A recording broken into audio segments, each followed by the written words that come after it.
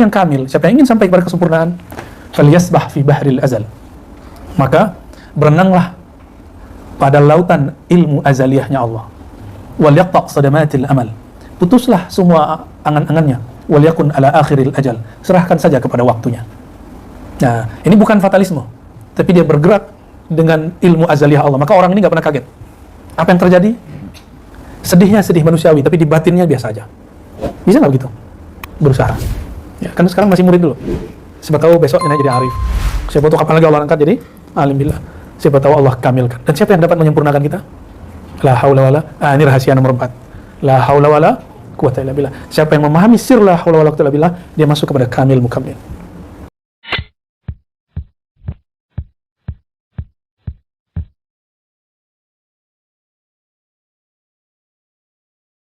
Wal mubadaratu wal imtithal lima ya'murunahu bihi min aghradihim. Ya, himnya kepada fuqara.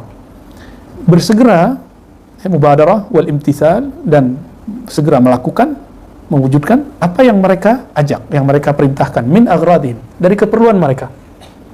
Nah, fuqara ini inspirasinya adalah ahlus suffah. Ahlus suffah itu mereka dulu makannya sama Rasulullah. Dan yang paling parah itu bukan hanya ahlus suffah yang jadi sulit masa itu. Di masa perang Khandaq, sebelum perang Khandaq itu, Madinah sempat diboikot. Akhirnya hampir semua rumah kelaparan, kecuali 1-2 rumah yang nyimpan gandum. Antum bisa bayangkan, ini ada orang 1000 mau perang, belum makan. Tiba-tiba ada satu keluarga di Madinah mengatakan, ya Rasulullah, istriku masak, ternyata ada simpanan gandum, ada beberapa daging. Lalu apa kata Rasulullah? Oke, sudah selesai sama istrimu, oke, jangan sentuh. Nah, ini syarat dari Rasulullah SAW. Jangan sentuh sama sekali. Maka kemudian beliau tidak sentuh. Jalanlah para sahabat sampai ngumpul tuh depan rumah. Gimana caranya? Masuk 10-10. Ada 100 orang antri, masuk 10-10. 10 makan keluar, 10 makan keluar. 100 orang bolak-balik keluar, makanannya tidak berkurang sama sekali. Itu dari Rasulullah dari mana coba? Jangan norak ya. Tadi yang kita baca di Dalail. Nah, di sini ada nama Rasulullah. Allahumma shalli wa sallim mubarik ala sayyidina Muhammad sahibi miftahil jannah. Ada.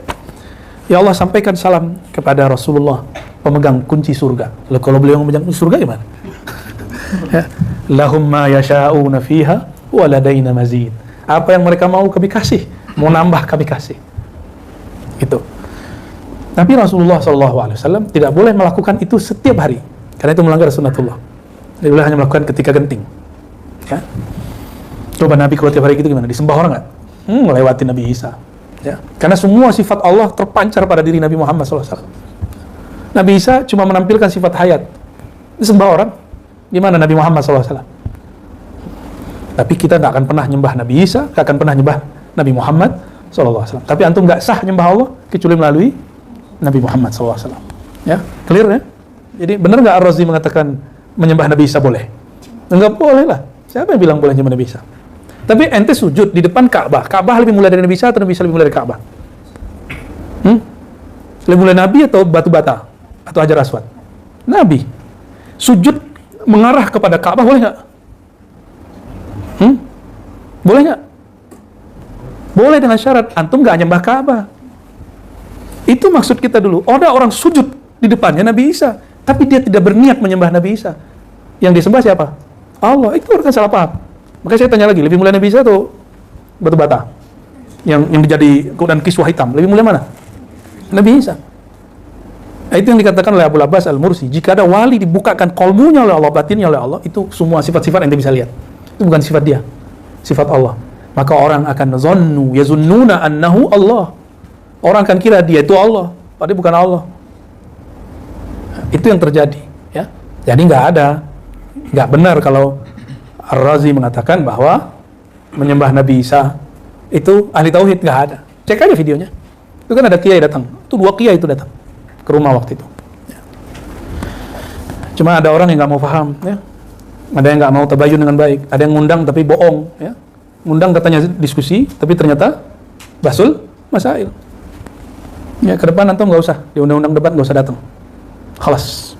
Ya. Da'hum. Tinggalkan mereka. Ya, kulillah. Ya, katakan saja Allah, kita zikir dan ngaji aja banyak-banyak ya.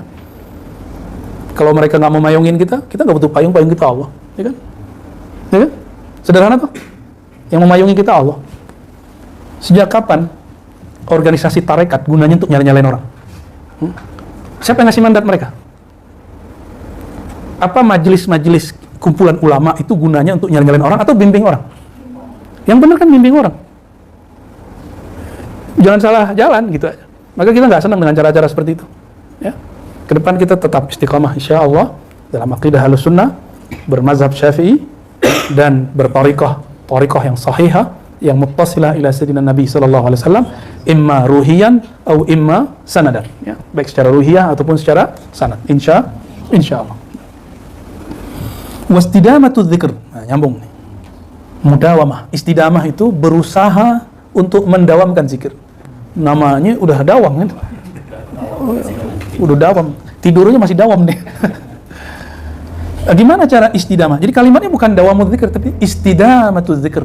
Berusaha mendawamkan zikir. Karena dawam zikir cuma dia doang yang punya nama nih. Ya, nggak mungkin kita. Wa muhasabat wa muraqabatul qalb. Nah, orang kalau sudah zikir dan tetap ngaji, bermakrifat, lama-lama berbuah zikir dan ilmunya, disebut dengan muraqabah. Zikir tanpa nyebut, itu namanya muraqabah. Paling basic itu cukup ingat nama, disebut wukuf qalbi atau wukuf mutlak atau muraqabatul wukuf. Nanti naik, ada rasa bersama, nanti ada rasa kemana aja ngeliat dia, itu namanya muraqabah. Ainama tuwallu fasamma wajhullah, disebut muraqabah ainiyah, pakai hamzah. Muraqabah itu banyak, di kitab itu belum lengkap. Ulama kita nyebutin sebagian aja, karena ini capek nulisnya banyak. Akhirnya oleh masyarakat kita ditulis 7, 14, berapa, itu nggak ada ujungnya. Ada muraqabah Nur Muhammad, nggak ada kan di kitab? Ada sebenarnya, cuma nggak ditulis namanya muraqabah Nur Muhammad. Disebutnya cuma Robitoh. Robitoh belum, ujungnya Robitoh, namanya muraqabah Nur Sayyidina Muhammad. So, kemana aja mandang kayak ngeliat Nur Sallallahu Alaihi Wasallam.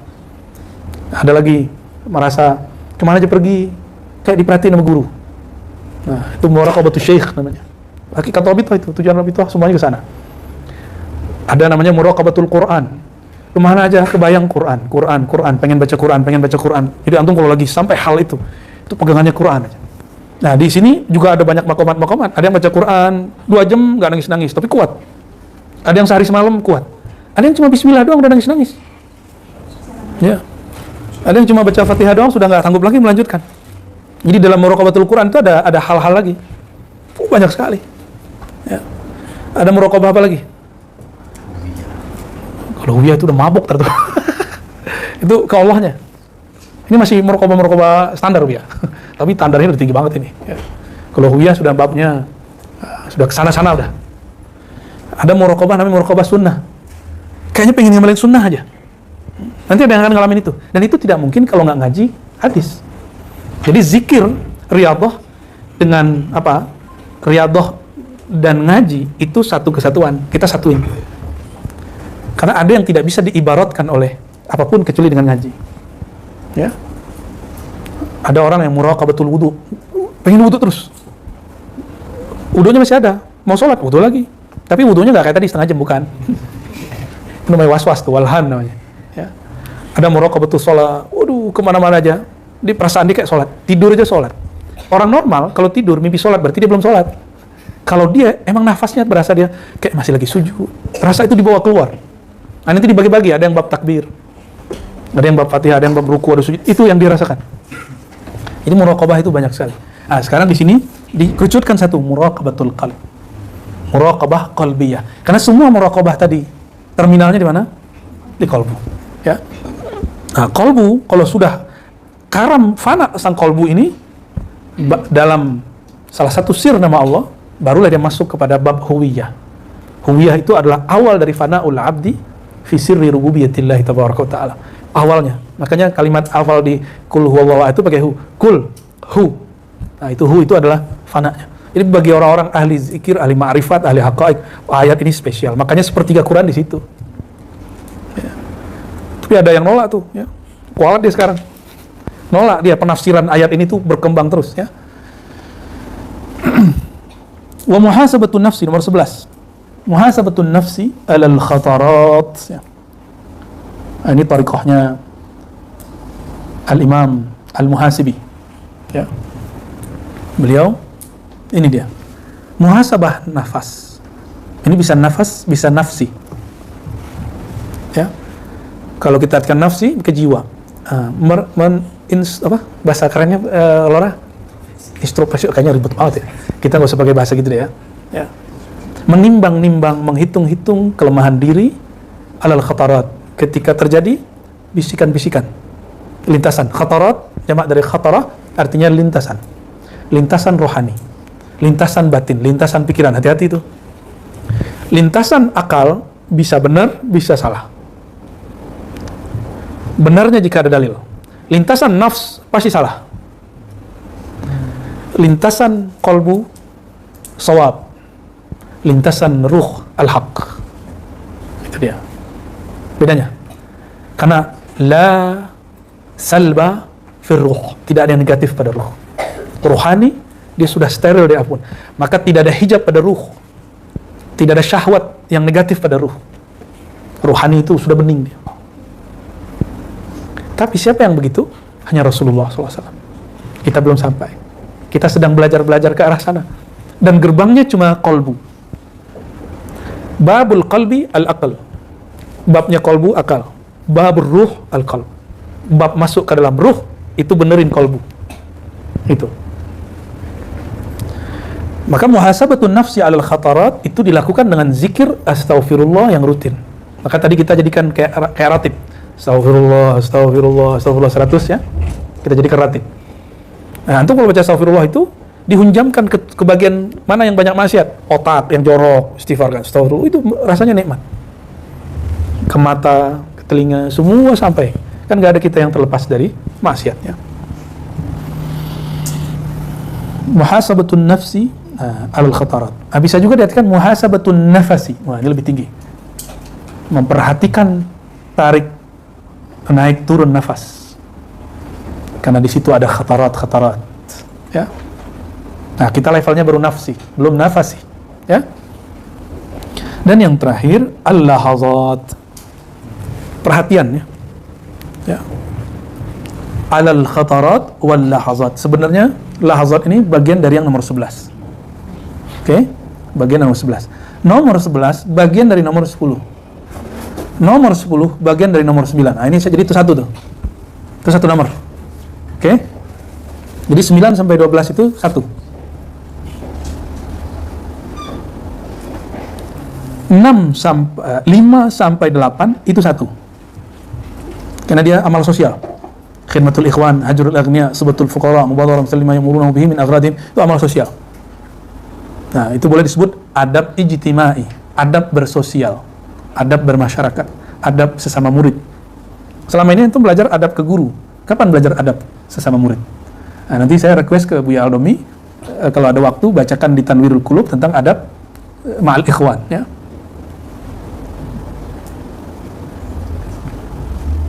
Itu udah berapa tuh? 2 kan itu? Ya. Nah, nomor 1 sendiri, nomor 2 kita masukkan ke bagian nomor 1 tapi disembunyikan, ya.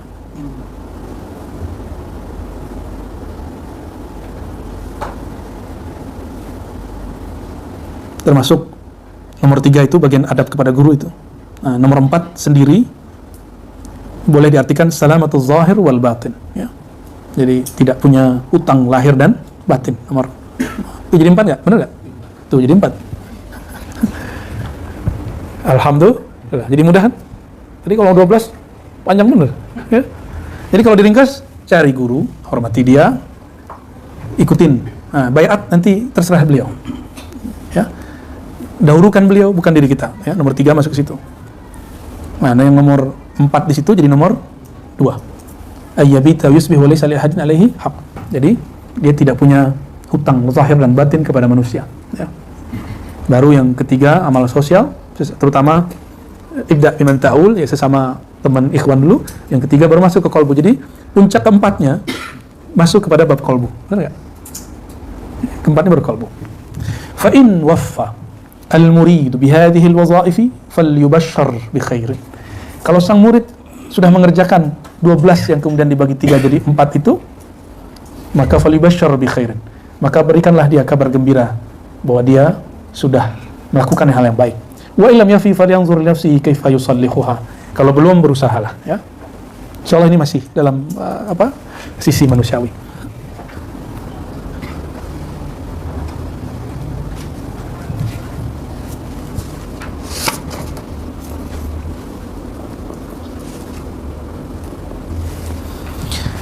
Berikutnya, al-jawad al-haqiqi, dermawan hakiki.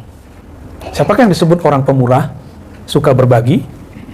Selain yang dimaksud berbagi itu suka berbagi duit, berbagi makanan, berbagi apapun. Laisa al-jawad man jada bimalihi lil fuqara. Ini yang antum yang suka memberi orang. Ini coba lihat. Kita itu belum seberapa berdermawan dibandingkan siapa? Tidaklah yang disebut dermawan itu orang yang berbagi hartanya kepada fakir miskin. Innamal jawad man jada bi nafsi ala ilm wa man lakaha iya. Al-jawad itu orang yang dermawan untuk dirinya. Gimana? Agar memberikan ilmu untuk dirinya. Wa man lakaha iya. Lalu mengamalkannya sehingga ilmu itu menjadi miliknya. Ini level 1, harus ditambahin, kan belum ditambahin di sini. Ya, wasani, ilmu itu dapatnya dari siapa? Muallim. Jadi antum memberi hak kepada diri untuk dapat ilmu, itu baru dermawan hakiki. Dan mungkin nggak begitu kalau nggak ada guru. Maka aksarun nas jadan atau ajwadul jawad, ya. Orang yang paling jawad itu guru yang memasukkan ilmu itu ke dalam qalbu antum. Dia itu lebih pemurah, lebih dermawan daripada orang kaya manapun.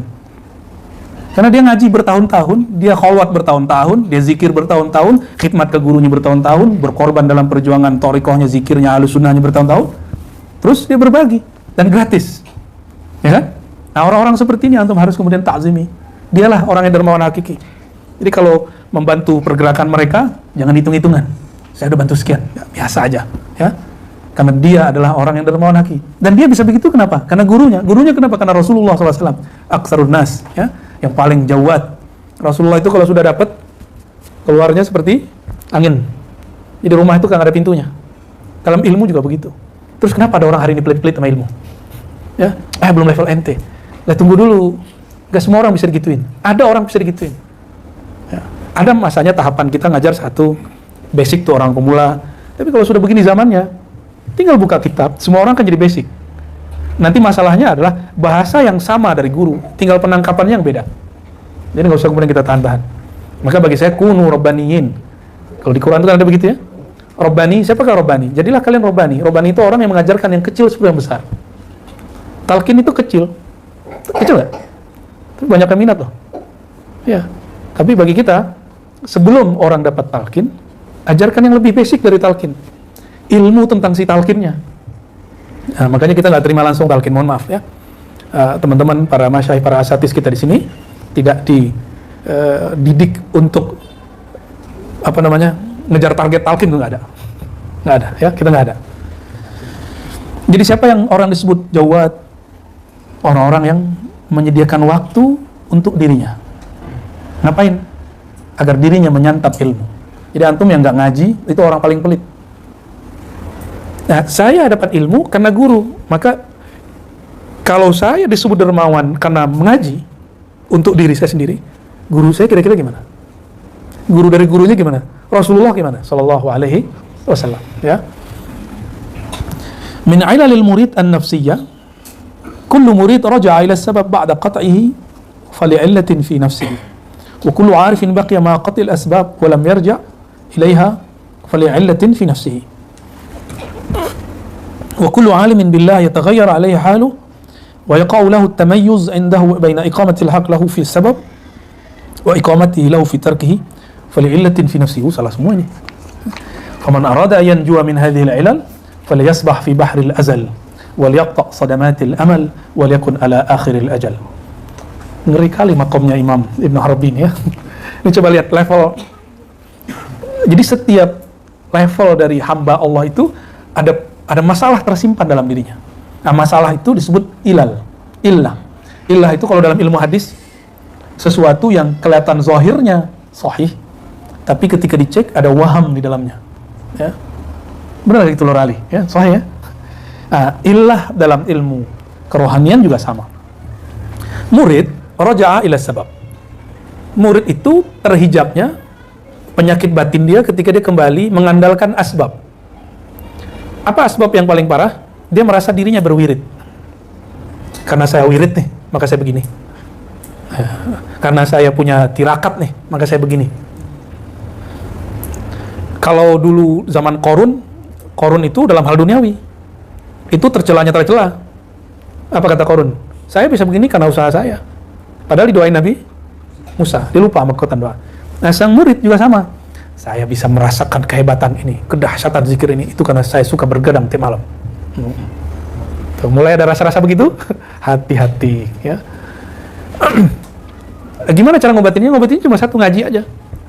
Lama-lama dia hilang sendiri, ya. Wa kullu arif, ada juga orang yang sudah sampai derajat murad, arif. Udah murad nih, dia udah kenal. Ternyata dalam istilah Ibn Arabi, arif dan alim lebih tinggi alim. Tapi di atas alim ada lagi. Jadi bagi dia murid, arif, alim, di atasnya ini yang kamil. Tapi dia nggak sebut istilahnya, kita aja kasih istilah al-kamil, ya. Boleh nggak kasih istilah ya? Boleh-boleh aja lah ya. Kan tugas kita di akhir zaman ini ngasih bab, ngasih fasal, menjelaskan mana yang sudah dulu dijelaskan, memudahkan mana yang dulu dianggap sulit, membagi-bagi mana yang berserakan, meringkas mana yang panjang, kan tugas kita itu. Ya. Kalau nggak dikasih istilah ya, ternyata bingung. Istilah apa tuh ya? Istilah nggak jelas itu. Jadi yang pertama murid ini bergantung pada asbab. Kalau orang awam lebih gila lagi. Dia sehat karena obat. Berobat aja, tapi kan yang nyehatin Allah. Banyak kok yang sudah berobat nggak sehat-sehat. Nah. Terus, jangan ada kalimat begini. Nah, ini hati-hati bagi Buya yang khidmat nih. Ini hati-hati buat saya juga. Kalau bukan karena saya nggak rame. Saya terbersit loh di sini. Itu harus dihantam itu. Saya ngomong ke diri saya sendiri ya. Dulu kita di pesantren dia ngomong gitu. Saya masih ingat sebenarnya ini. Kalau nggak saya ngurus pesantren nih, nggak jalan di pesantren. Kita lagi khidmat tuh. Ada yang ngomong begitu. Nah, itu dia kena. Dia guru, tapi level rohaninya murid. Nah, kalau arif, terjebaknya nanti di apa? Di Jabariyah. Wa kullu arifin baqiya ma'a qat'il asbab wa lam yarja' ilaiha fali'illatin fi nafsi. Setiap arif itu, dia tidak bergantung lagi pada asbab. Nggak ada itu. Akhirnya jadi apa? Fatalis. Ya, jadi fatalis. Loh, kenapa sepi, Bu ya? Kita tawakalnya ngaji-ngaji lah. Loh, ternyata nggak ada yang nge-share hari ini ya. Itu contoh. Nge-share itu bagian daripada antum bukan Jabariyah. Gitu, itu contohnya. Ngasih tahu orang gitu. Ya, sakit nih. Saya sudah pasrah kepada Allah. Ya. Padahal penyakitnya masih bisa diobatin. Yang nggak bisa diobatin itu penyakit haram namanya. KH. Penyakit tua. Baru dia ngomong, saya nggak tahu penyakit siapa. Itu orang-orang umur 60-an, 70-an, 80-an itu nggak bisa apa-apain tuh. Umur-umur begini, ngomong begitu ya, salam. Ya. Itu namanya fatalis. Ngerti secara teoritis, tapi nggak bisa menerapkannya. Karena pernah sekali mungkin sembuh tanpa obat. Lalu mempraktekkan ke semua hal. Ruqyah dan doa itu hanya mengobati mindset. Yang menjadi penyebab penyakit itu salah satunya mindset. Tapi dia kan punya cabang. Kalau sudah potong depannya, antum harus cabut. Nyabutnya pakai obat. Jadi mindsetnya dibenerin. Itu gunanya doa dan ruqyah. Jadi kalau ada guru ustadz menyembuhkan dengan ruqyah, itu hanya menyembuhkan mindsetnya. Sedangkan penyakit yang furuk yang di situ di badan dia belum sembuh.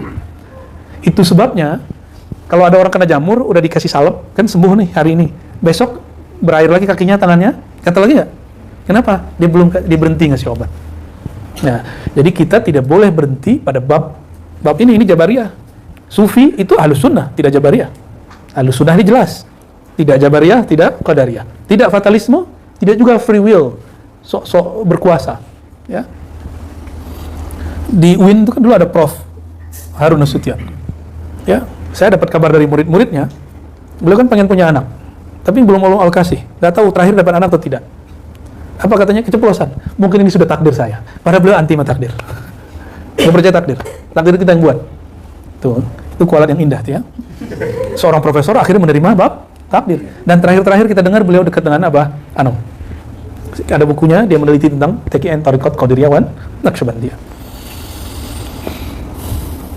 Wa kullu alimin billah. Nah, di atas arif ada level alim. Yataghayyar alaihi haluh. Berubah lagi. Wa yaqa' lahu tamayyuz indahu baina iqamati al-haq lahu fi sabab wa iqamatihi lahu fi tarkihi. Nah, orang alim billah ini merasa dirinya mampu mengatakan, sadar, sekarang saya sedang pada bab takdir, sekarang saya pada bab kasab, usaha. Itu dia. Merasa dirinya ahli, bisa memilah kapan yang kasab, kapan yang tawakal. Merasa diri ahli.